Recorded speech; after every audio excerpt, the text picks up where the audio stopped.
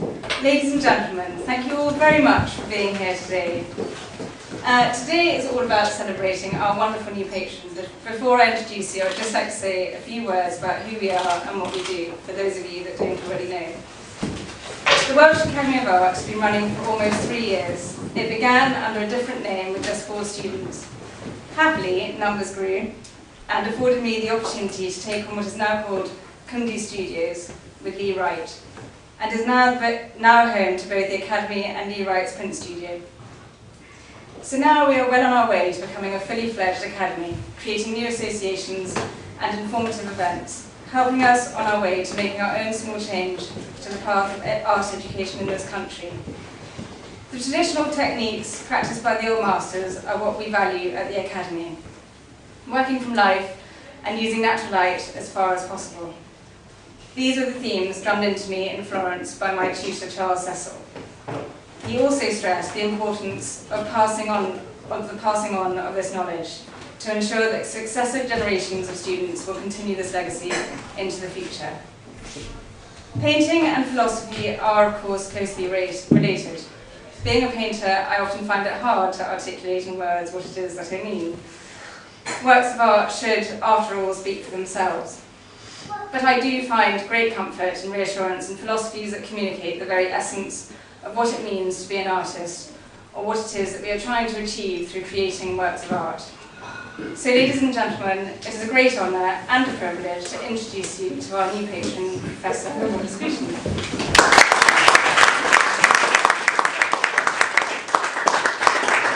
Thank you very much, Christy, for that introduction. I've never been invited to be a patron before, and I suspect you'll end up regretting it, because there's obviously a reason why I haven't been invited.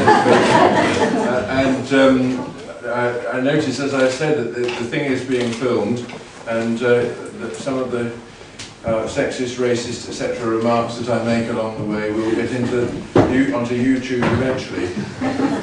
But apart from notoriety, I have made a certain reputation in my life as a philosopher of art, and have attempted to articulate the kind of thoughts that have come to me in a language which communicates with ordinary people, and in particular which communicates with creative artists.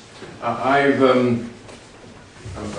as an academic philosopher, which is what I began life as, I naturally read a great deal of literature about art from the philosophical point of view, and I have to say that most of it would be largely unintelligible to people in this room, and unintelligible to practicing artists. It's academic, dry, cold, disengaged, and one wondered while studying it just why anybody would be drawn to this subject at all. But over the years I came to realise that there really are important questions about art that philosophy can help us to solve, as long as we can go on looking for the language that will enable us to communicate with people who are genuinely interested in art.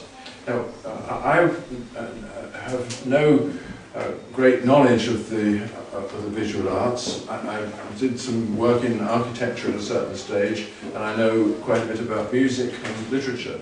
But painting and drawing are things which I've admired from a distance without any real knowledge of how to engage in them.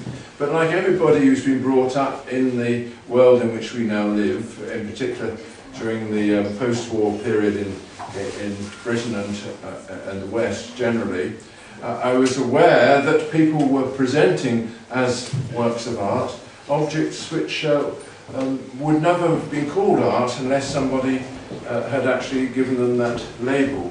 And increasingly the art schools seem to be devoted to producing this stuff without bothering to give any reasons for valuing it, other than the kind of bullshit that you discover in catalogues.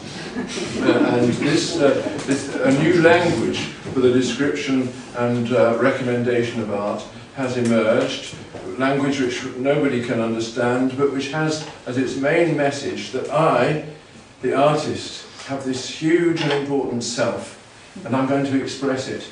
And you should jolly well buy the result, because your self is much smaller and less interesting than mine.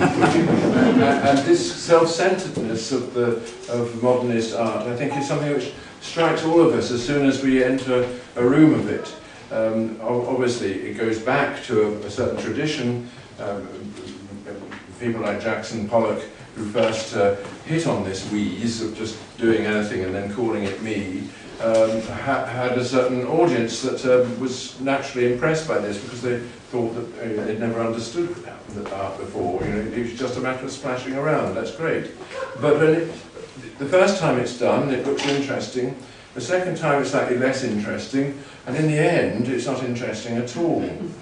And I think what we are encountering in the world of official art, the art that ends up in Tate Modern and so on, is essentially a stale joke. A joke that's said when it's made the first time, people laugh and it's genuinely funny. The second time round, it's not so funny. And when, of course, it becomes a routine that everybody can engage in, it's not funny at all. Oscar Wilde once said, when Whistler, at one of their gatherings, made a particularly amusing, witty remark, he said, "Oh, I wish I had said that." And Whistler responded, "You will." That's essentially what we are seeing in the standard products of the art school. This expression, or rather pouring out or vomiting out of the self, the unformed self, onto the world, and then standing back and admiring your own image in it.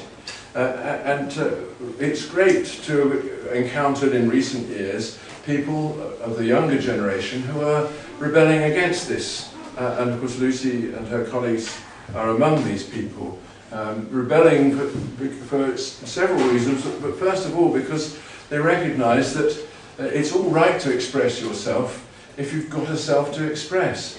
But you know, a self isn't something which is just there. We know, anybody who's brought up children that knows that they have to acquire the thing that they express, and they can acquire the wrong thing.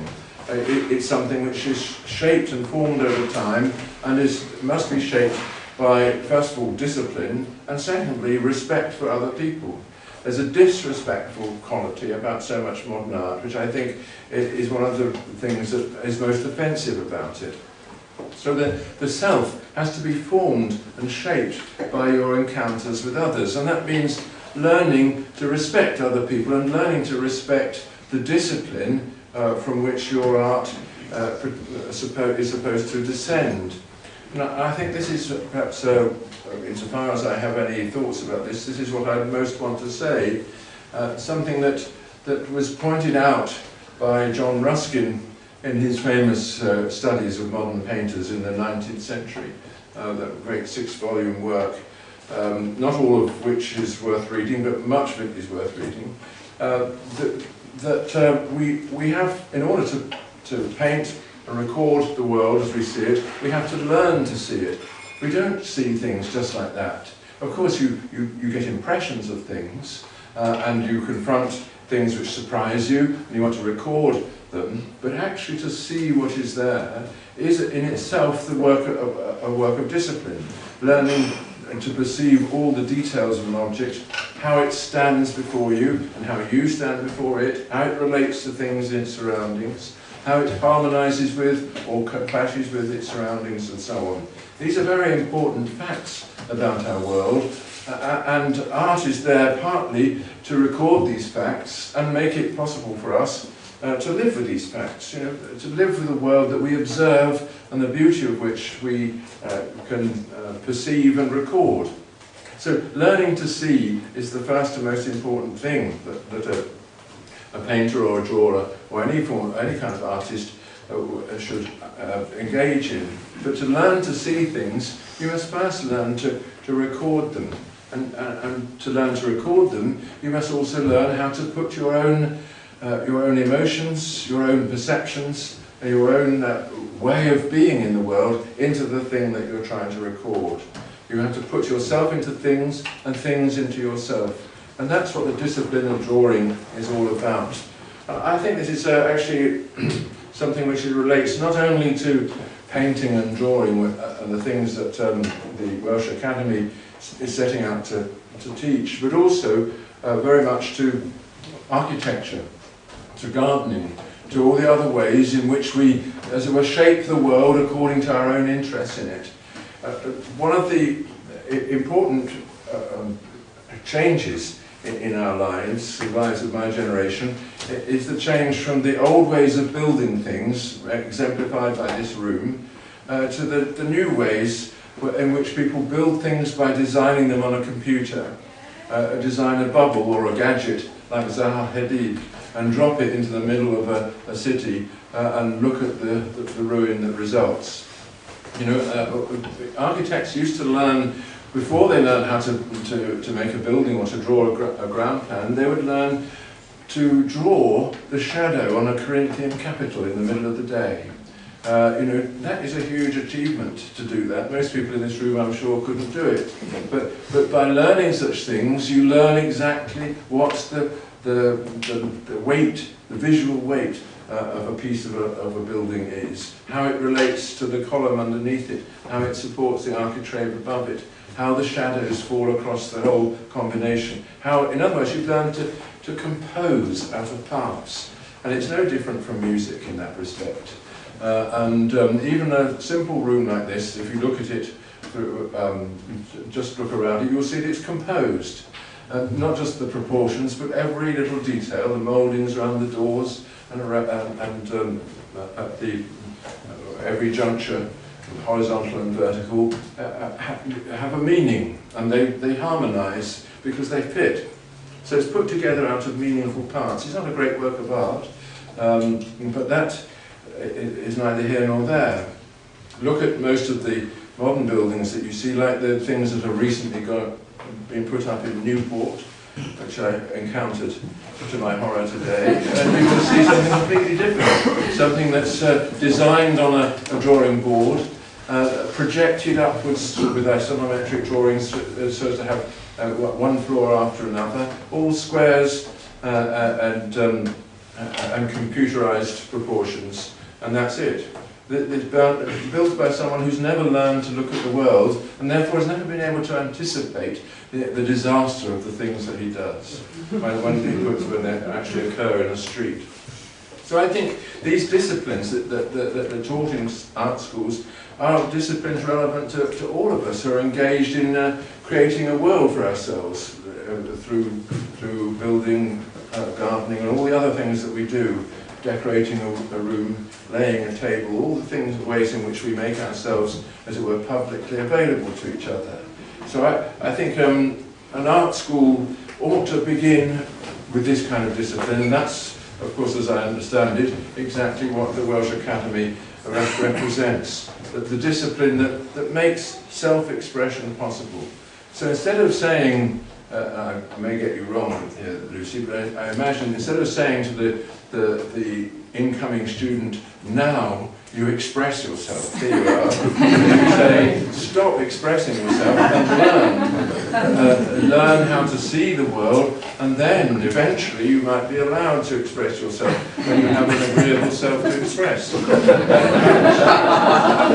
That kind of discipline is what I would like to see restored generally to art schools. It would mean that the result produces people who even if they're not great artists, and don't produce something that changes our perceptions of the world in the way that Van Gogh or Matisse did, they are people nevertheless who are not going to make a mess of things and not going to impose themselves upon others in the rude way that we have seen in recent years. So so I'm all in favour of this kind of discipline. Learning art as a way of learning how to perceive and act upon the world. But I want to say just a few more things before shutting up about my own personal view. I've always made a distinction, which I think is of the first importance, between art of the everyday kind and everyday aesthetics generally, and art of the high inspired kind. I think the everyday kind of artistic endeavour is all important to all of us. All of us have to make aesthetic choices, you know, what to wear in the morning. I'm very bad at that. But how to decorate a room, how to lay out the garden, how to lay a table and so on. We're making aesthetic choices all the time, and they are very important. Learning the skills of the trade in the way that Lucy and her school represent is absolutely fundamental to that too. Learning how really to represent the world correctly and to see the harmony in things and to recreate that harmony in your own life. But I think there are also there's another aspect to art. Obviously, they're the great achievements of art in painting, in music, and in literature, and so on, in which it's not just a matter of fitting in and getting things correct. It's more a matter of changing life in a way which permits a new kind of communication with each other. And I see art of that kind, represented of course by our great tradition, people like not the Dutch masters, the Italian masters of the Renaissance, and the French Impressionists too. That I see that kind of art not as simply a recording of how things look, although it is that, but I see it more as an act of consecration. We live in a world which is full of meanings and full of things that have some significance for each of us, but we also recognise that some of these things are very ordinary and some of the things are not so ordinary, and that even the most ordinary thing can be made extraordinary by the way that we represent it in art or the emotions that we bring to it. Ordinary everyday things can be, as it were, blessed by a great artist in the way that the French landscape was blessed by the Impressionists, by Pissarro and Monet in particular. Okay, so that activity of consecrating our world and the human life as it's reflected in our world, I think is also a very important artistic endeavour, and it can only begin if you first of all mastered the tools necessary to do it. And I think this is another reason why one should esteem this kind of craftsmanship approach to painting, that it doesn't merely order your visual perceptions and make you a more civilized member of the community. It also opens the way to these great forms of expression, which can only begin if you have the tools with which to embark on them. So what we have encountered, of course, is a different kind of art which wallows in degradation, which art for which the idea of consecration has no meaning at all. There's no point in naming names other than Tracy Emin and Damien Hirst, but you know what I mean. And I think that if we continue down that line, all that will be known of the art of our generation is that it was a way of, as D.H. Lawrence puts it, doing dirt on life. And surely that's a waste of time to learn how to do that. All children know how to do that. So really, art does have this higher purpose, as well as the everyday purpose of getting things right and exact. It has this higher purpose, which you might say is the purpose of rescuing the world. If we look back to the great period of Dutch still life painting, which I can see has influenced people in this school too, what the Dutch did with those ordinary objects scattered around their tables was not simply to record their position in life, the position both of the objects and of the people who owned them, but also to rescue those objects and rescue the way of life that they express, to say, look, this isn't just everyday life. This is the human spirit embodied in the light on a jug, or reflected in a glass. And these things, these ordinary things around us, are actually a revelation of the meaning of living in the way that we do. And that redemptive aspect of art, I think, is one of the most important things that we risk losing if we lose the discipline that those still life painters had. Finally, what is the role of beauty in all this? I think this is, in my life as a criminal outsider, this is the thing that has most interested me. Living in a world where it's embarrassing and perhaps even forbidden to talk about beauty. When I did a film for the BBC called Why Beauty Matters, a while back now, it's about 5 years ago, it caused a great scandal in the BBC itself and in the art world, because I was talking about something that was forbidden.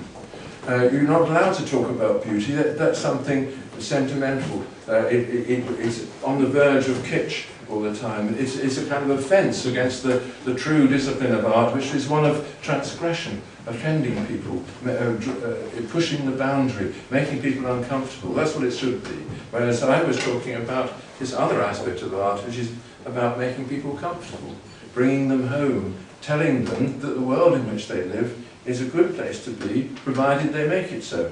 And that is what beauty tells us, that we are in harmony with our surroundings, but we have to learn how to create that harmony. And so restoring beauty to its central role in the artistic enterprise means actually moving in another direction from the one that we've been pointed in for the last 50 years. So that's why I appreciate this academy, the Welsh Academy of Arts, and why I agreed to jeopardise its future by becoming a